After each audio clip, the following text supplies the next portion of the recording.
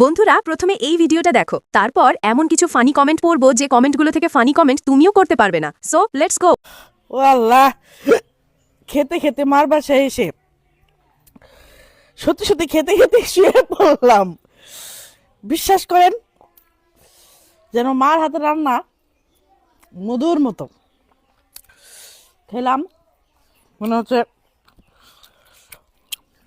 গরু মাংস না, মধু খাচ্ছি। মুরগির মাংস না, মধু খাচ্ছি। আর দেখেন, আমি খেতে খেতে শুয়ে পড়লাম।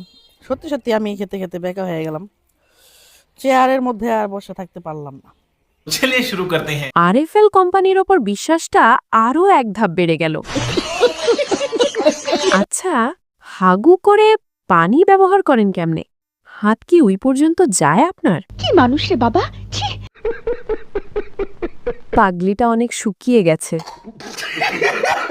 চেয়ারটার আত্মার মাগফেরাত কামনা করছি। চেয়ার যদি কথা বলতে পারতো তাহলে কি বলতো?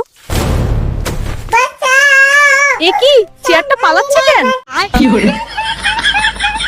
ভারতের সঙ্গে যুদ্ধ লাগলে এই একটা বোম ফুটালে বাংলাদেশ বিজয়ী হবে। একদিন আমি এই বেডির 1 কেজি লুকমা ট্রাই করেছিলাম। মা গো মা, মনে হলো আজরাইল আমাকে ডাকছে। আমি চেয়ারটা চিন্তা করছি, আহারে ওর 40 আমাকে দাওয়াত দিয়েন।